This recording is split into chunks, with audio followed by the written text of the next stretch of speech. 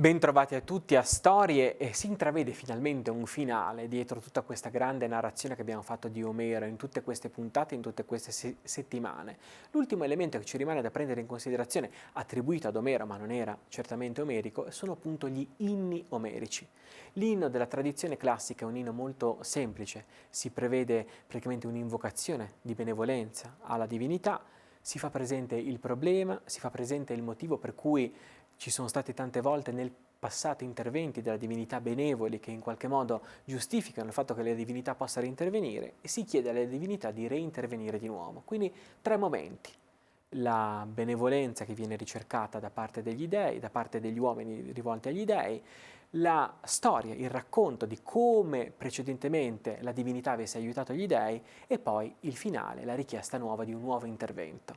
Gli inni omerici sono 33, sono molti di più, però 33 sono quelli che noi conosciamo e che in qualche modo ci aiutano a orientarci nel vasto retroterra sottobosco dell'innologia omerica.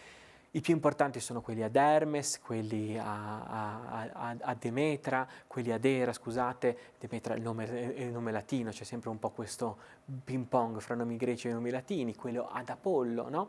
Ma ad Apollo Artemide, anche qui nome latino, nome greco, ma quello forse sì, più significativo per noi è l'inno ad Afrodite. Perché è più significativo? Perché nell'inno ad Afrodite viene posto il seme per quello che sarà la grande opera epica che in qualche modo sarà figlia dell'Iliade e dell'Odissea. Infatti si racconta di come Afrodite si fosse invaghita di una persona, come dire, molto umile, di una persona con cui non si doveva andare, un pastore. Si fosse invaghita di Anchise.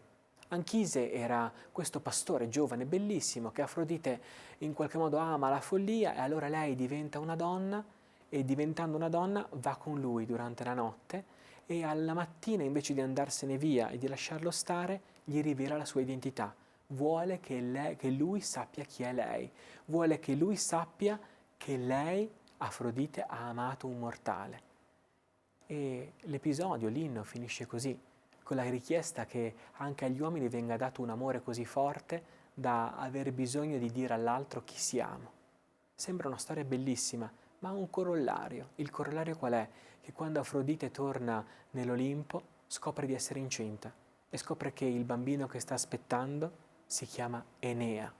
Enea, l'ultimo figlio dei Troiani. Enea, l'ultimo figlio di una stirpe lungimirante e lunghissima che sarà chiamata ad abbandonare Troia in fuga per poter in qualche modo dirigersi verso nuovi lidi, per dirigersi verso una penisola ancora sconosciuta, la penisola italica, e lì fondare una città destinata a diventare la nuova Troia, Roma.